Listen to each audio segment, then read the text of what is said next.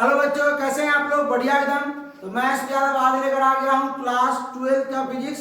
और आज हम लोग करेंगे रे ऑप्टिक्स का लेक्चर नंबर 15 और इसमें करने वाले हैं magnification due to spherical surface. क्या करने वाले हैं? Magnification due to spherical surface. ठीक है, तो चलिए स्टार्ट करते हैं। ध्यान से देखिए, अगर आप लोग इससे पहले लेक्चर नंबर 14 नहीं देखे हैं तो डिस्क्रिप्शन में लिंक है, जाकर देख सकते हैं। 5 मार्क्स का हमने प्रूव किया था। क्या प्रूव किया था? Refraction at spherical mirror. Hello hello वादिस, हाँ ठीक। चले भाई, चले। तो हम लोग पिछले लेक्चर में किए थे 5 मार्क्स का क्वेश्चन था रिफ्रैक्शन एट स्फेरिकल सरफेस, मतलब गोलीय सतह कारण अपवर्तन। 5 मार्क्स में पूछता है। ठीक है, तो आप लोग उसको नहीं देखे हैं तो डिस्क्रिप्शन में लिंक है, जाकर देख सकते हैं। ठीक है, चलिए आगे स्टार्ट करते हैं। जो है क्या है? Magnification due to spherical surface. तो आप लोगों को यह चीज मालूम होना चाहिए, मैग्निफिकेशन क्या है, मालूम है? चलिए बताते हैं। पहले तो हम लोग देखते हैं कि magnification due to spherical surface मतलब गोलीय सतह के कारण मैग्निफिकेशन मतलब आवर्धन। गोलीय सतह के कारण आवर्धन। ठीक है, तो आवर्धन का फॉर्मूला सब लोग जानते होंगे। आवर्धन का फॉर्मूला क्या होता है? m बराबर h डैश बटा h। ये रहता है। चलिए, यानी कि इसको बोलते हैं साइज ऑफ इमेज ना। मैग्निफिकेशन बराबर मैग्निफिकेशन बराबर साइज मैग्निफिकेशन बराबर size of image upon size of object. आपका बेटे कर रहा है, इसलिए तो लेट हो गया है, समझे? चलिए, कोई दिक्कत नहीं, स्टार्टिंग में हुआ। क्या है ये फॉर्मूला? सबसे पहले हमको देखना है, मोबाइल लेके चार्ज में लगा दीजिए बस थोड़ी। चलिए अब देखो, जरा ध्यान दीजिएगा। अब लोग पहले क्या लेंगे? कॉन्वेक्स सरफेस लेंगे। क्या लेंगे? Convex surface. पॉलिनॉमियल में ना होता चार्ज।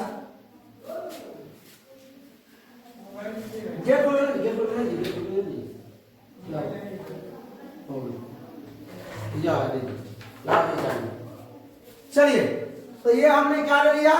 Convex surface. क्या ले लिया? कॉन्वेक्स सरफेस मतलब उत्तल सतह ले लिया। चलिए भाई, अब देखते हैं इसमें ये क्या है आपका। ये क्या है? Principal axis. क्या है? Principal axis. यहाँ क्या होता है? पोल। क्या होता है? पोल। इसमें कोई दिक्कत नहीं है। एक तरफ मानते हैं हम लोग एयर, एक तरफ मानते हैं हम लोग वाटर। एयर को मान लेते हैं, इसका अपवर्तनांक μ1 है और इसका अपवर्तनांक μ2 है। ठीक है, अपवर्तनांक μ1 μ, बहुत जगह n1 n2 भी मानता है, n1 n2, कोई दिक्कत नहीं इसके लिए। ठीक है, निश्चिंत रहिए। अब हम लोग क्या करेंगे? पहले क्या है? साइज ऑफ इमेज बटा साइज ऑफ ऑब्जेक्ट, मतलब ऑब्जेक्ट हमको रखना पड़ेगा यहाँ पे। ठीक है, तो हम क्या करते हैं? यहाँ पे एक ऑब्जेक्ट रखते हैं। यहाँ पे हमने क्या किया? ऑब्जेक्ट रखा O। ऑब्जेक्ट क्या रखा? तो सबसे पहले जनबे करते हैं क्या होगा? सो क्या होगा? दर्पण नहीं है भाई, ये सरफेस है। सरफेस पे पड़ेगा, सबसे पहले सरफेस पे पड़ेगा। ठीक है, आप सुनिए ध्यान से। यहां से हम ले आते हैं किरण। ठीक है, यहां से सरफेस पे पड़ेगा। ये तो हो गया आपका क्या? Incident ray. क्या हो गया? Incident ray. क्या हो गया? Incident ray. अब यहां से अब क्या होगा? ये अपवर्तन होगा, क्योंकि भाई दर्पण नहीं। उसको दीजिए पैसे, उनको देना दीजिए पैसा, उनको देना दीजिए, दे दीजिए, आप जाइए, हो जाएगा।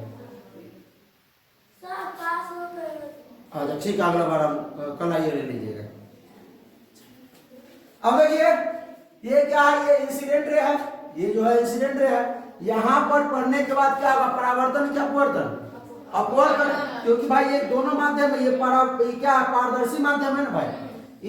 अब ये वो लौटेगा नहीं, लौटता कब है, दर्पण में, मिरर में। कर दो, कर दो। ये क्या है सुनिए, ये दर्पण में ना परावर्तन होता, ये क्या है, ये सरफेस है, क्या होगा, अपवर्तन होगा। अब बताइए रेयरर से डेंसर में जा रहा है, वाटर मतलब रेयरर मीडियम, वाटर मतलब विरल माध्यम, आई पानी मतलब क्या, डेंसर मीडियम। कौन सा मीडियम, डेंसर, डेंसर मीडियम मतलब सघन माध्यम। कौन सा माध्यम, सघन माध्यम। कोई दिक्कत, ये बात समझना है। अब यहाँ से, अब भाई हम लोग जानबे करते हैं इमेज के साथ ही, इसमें जो नॉर्मल होता है वो कैसा बनता है, मालूम है नॉर्मल के बारे में। इससे कहाँ जाएगा, सेंटर पे, कहाँ जाएगा ये, मान लेते हैं यहाँ इसका सेंटर है, यहाँ सेंटर ऑफ कर्वेचर है, ये नॉर्मल हुआ आपका।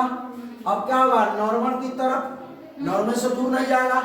रेयरर से जब डेंसर में आता है, रेयरर से जब डेंसर में आता है तो नॉर्मल की तरफ मुड़ता है। तो आइए नॉर्मल की तरफ मुड़ते हैं, किसकी तरफ, नॉर्मल की तरफ मुड़ते हैं। देखिए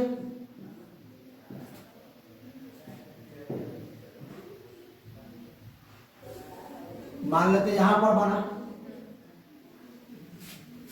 कोई दिक्कत, यहाँ पे नहीं भाई, यहाँ पे नहीं, और बढ़ाते हैं आगे, क्योंकि दोनों को मिलाना पड़ेगा। यहाँ पर ठीक, कोई दिक्कत इसमें। अब देखिए प्रतिबिंब कब बनता है, इमेज कब बनता है, जब दो गो किरण परावर्तन होकर के या अपवर्तन होकर मिले तब, ठीक है। चलिए यहाँ ध्यान दीजिएगा,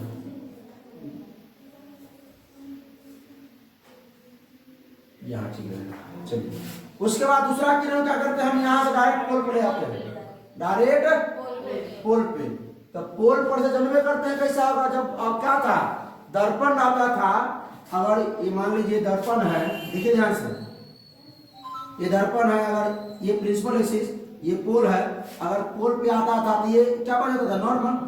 ये क्या बन जाता था, जब पोल पे कोई आपतित किरण आती थी तो ये जो है आपका जो ये प्रिंसिपल एक्सिस है नॉर्मल, तो जितना कोण ये बना रहा है उतना ही कोण पर ये वापस होता था, नहीं होता था। तो वही बात इसमें भी होगा। तो इसमें भी क्या होगा, यहाँ से अपवर्तन होगा, क्या होगा, अपवर्तन होगा। तो मतलब क्या है, ये क्या अविलंब है, अविलंब की ओर मुड़ेगा कि नहीं मुड़ेगा, ऐसे जा रहा था सीधा, ऐसे सीधा जा रहा था, हल्का उधर मुड़ेगा, हल्का उस तरफ जो है ये मुड़ेगा। यहाँ क्या बना इसका, यहाँ क्या बना, प्रतिबिंब बना। अच्छा पोल को उठा के यहाँ ले आते हैं,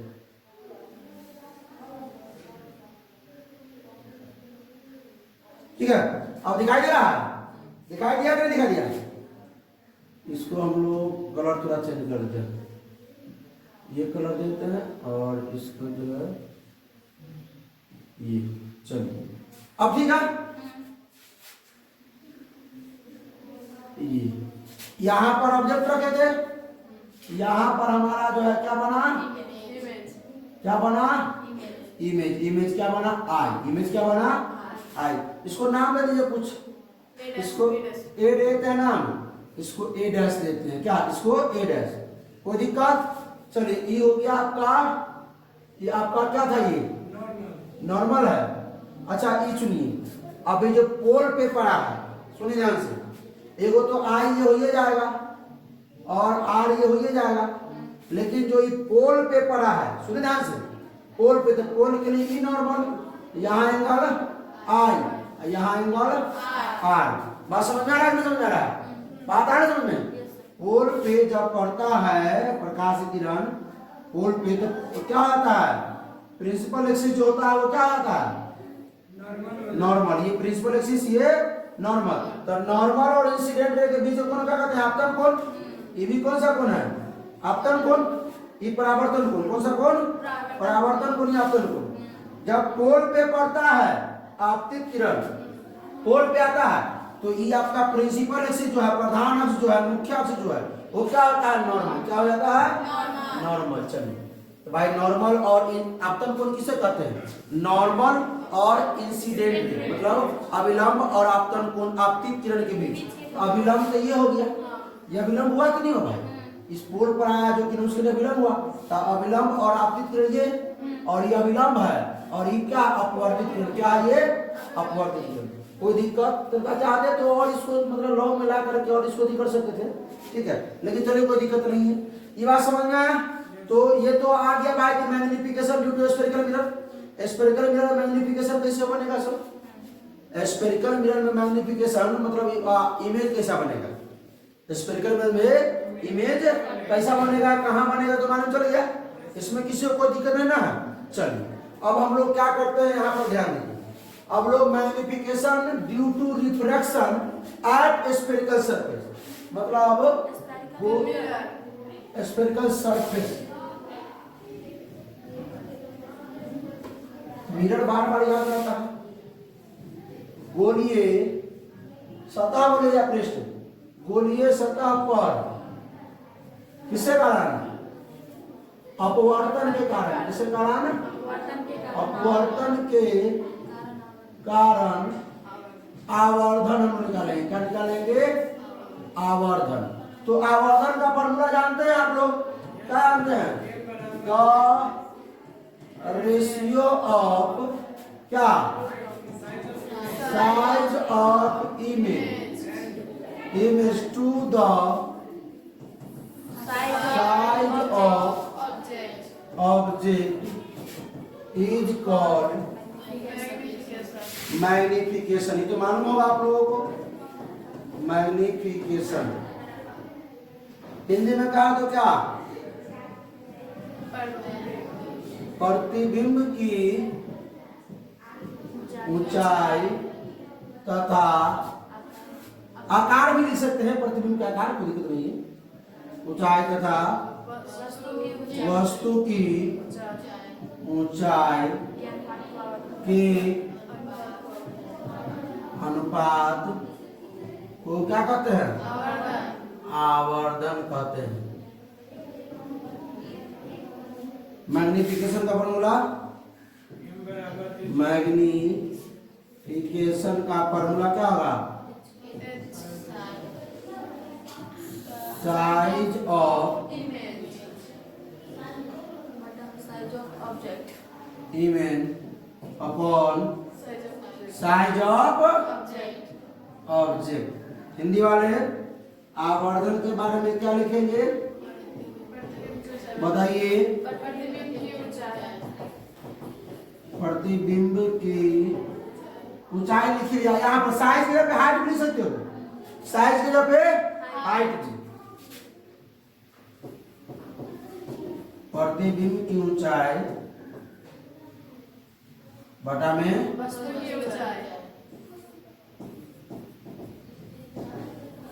की ऊंचाई। कोई दिक्कत?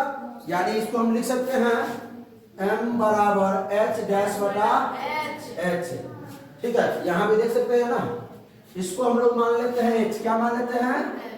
इसको h डैश, मतलब इतना दूर हाइट ऑफ ऑब्जेक्ट को h, हाइट ऑफ इमेज को h डैश। तो चलिए हम लोग अब इसका क्या कर लेते हैं, इसको प्रूफ कर लेते हैं। इसका जो फॉर्मूला होगा फॉर्मूला ले आते हैं। आइए फॉर्मूला ले आते हैं। क्या करना है? पहले तो हम लोग क्या बनाते हैं, एक देखिए थोड़ा ध्यान से। स्फेरिकल सरफेस हुआ, उसके बाद क्या बनाना है? एक प्रिंसिपल एक्सिस बनाना है, सीधा है ना। उसके बाद यहाँ क्या हो गया भाई साहब? यहाँ हो गया पोल। क्या हो गया? पोल। कोई दिक्कत? उसके बाद हम लोग क्या रखना है? एक ऑब्जेक्ट। क्या रखना है? एक ऑब्जेक्ट रखना है। कहीं भी, हाँ ऑब्जेक्ट बताया था ना भाई, सरफेस में, लेंस में तो बतावे किए थे, कहीं भी रख सकते हैं इसमें। चलिए कहीं भी रखेंगे, प्रतिबिंब कहाँ बनेगा? फोकस और पोल के बीच में बता दिए थे। एक अनंत पर रखेंगे तो फोकस बनेगा। तो पढ़ा के देवे किए हम चीज को। तो सबसे पहले कांड क्या करना है? कांड यही कि पहले सरफेस से टकराएगा, सरफेस में पड़ेगा, ये इंसिडेंट हो गया। उसके बाद नॉर्मल होगा। क्या होगा? नॉर्मल तो हम जानते हैं कि नॉर्मल कैसा है, जानते हैं नॉर्मल ऐसा नॉर्मल होगा तो इसके तरफ भी झुका दीजिए, काहे बनाइएगा नॉर्मल, हम लोग जानते हैं कि नॉर्मल ऐसा ऐसे झुका दीजिए इसको, ठीक है, कोई दिक्कत। ये आपका पॉइंट ऑफ इंसिडेंस आपतन बिंदु क्या हो गया, ये हो गया आपका इंसिडेंट रे, ठीक है, ये आपका हो गया रिफ्रैक्टेड रे, क्या हो गया, रिफ्रैक्टेड रे, ठीक है। अब सुनिए ध्यान से, अब देखिए क्या है, दूसरा कांड क्या करना हम लोगों को, यहां ऑब्जेक्ट रखा हुआ था ना, दूसरा कांड क्या करना है, यहां से पोल पर लेके जाना है, क्या करना है, पोल पे लेके जाइए, पहले प्रकाश से किरण को कहां पर ले जाइए, तो पोल पे भी पढ़ने के बाद अब ये अविलंब और ये इंसिडेंट रे, ये आपका इंसिडेंट रे है, और ये जैसी प्रकाश किरण कहां आएगा, पोल पे, प्रकाश जैसी पोल पे आएगा तो आपका ये प्रिंसिपल एक्सिस जो है ये क्या बन जाएगा, नॉर्मल, क्या बन जाएगा, यानी कि अविलंब, क्या बन जाएगा, अविलंब, कोई दिक्कत, स्विच ऑफ करो, हाँ डिस्टर्ब हो रहा है।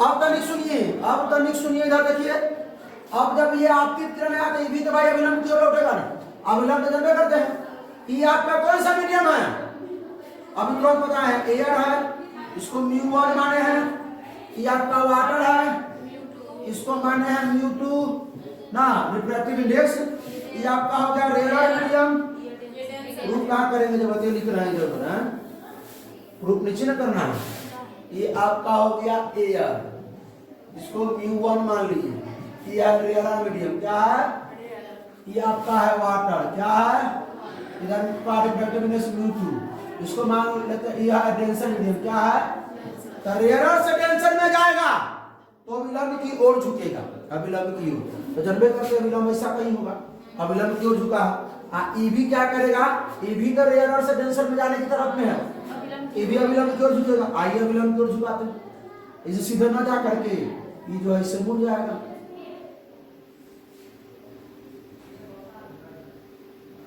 यहां बना दे, कोई दिक्कत,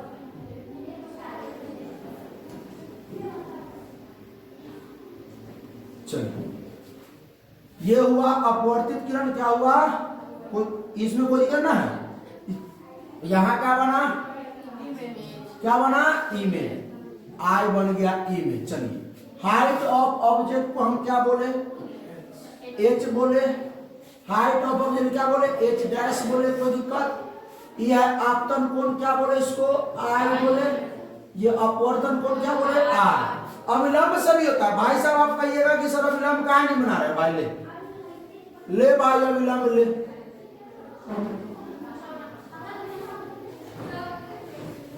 इससे पहले क्लियर कर चुके हैं कि अविलंब जो है ये इस पर नॉर्मल आता है सरफेस पे, ठीक है, अविलंब आप ऐसे भी हो सकता है, यहां हम मान लेंगे सेंटर ऑफ कर्वेचर, यहां मान लेंगे जगह सेंटर ऑफ कर्वेचर है कि तो ई भी हो सकता है आ, या ई भी आर, उसके लिए कोई दिक्कत नहीं, हमको कहां से निकालना है, इससे निकालना है, समझ आया।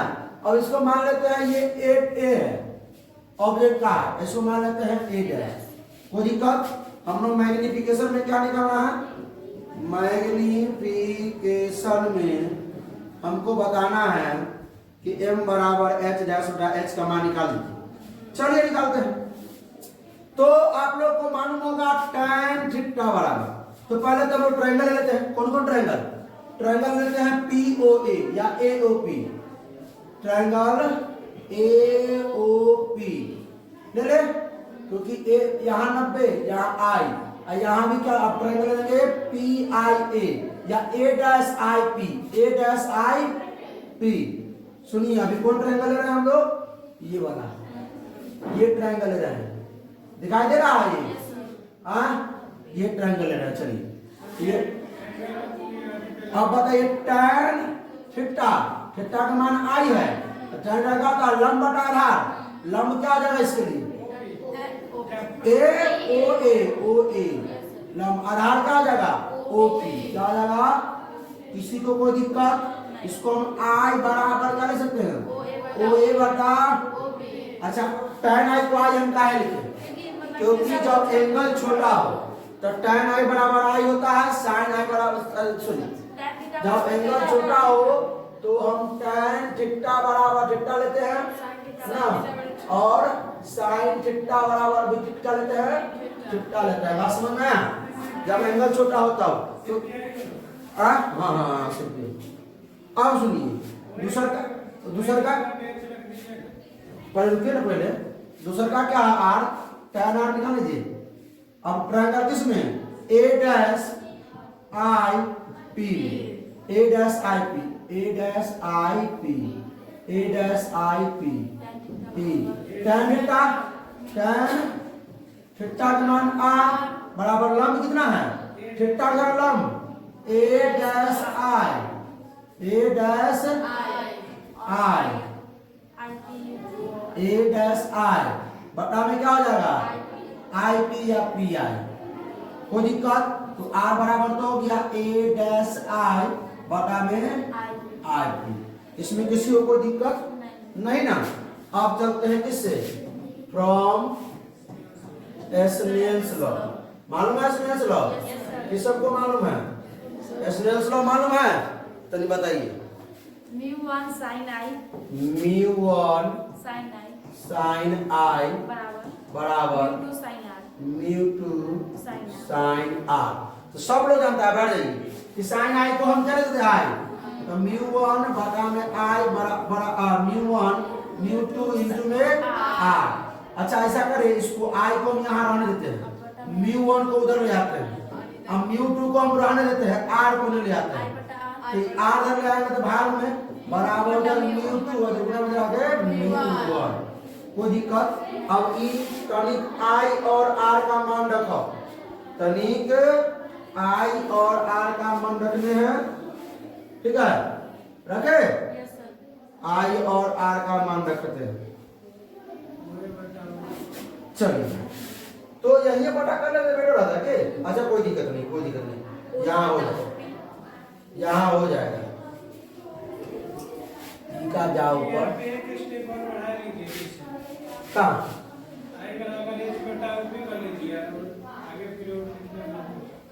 वो ये को हम लिख सकते हैं ना, ये स्टेप बढ़ा तो बेटा, और वहां भी रहते को दिक्कत नहीं है। हाँ जगह उधर नहीं बचेगा। ओ ए को हम क्या ले सकते हैं, ओ ए को एच ले देते हैं, ओ पी रहने देते हैं, ओ पी बढ़िया रहता है।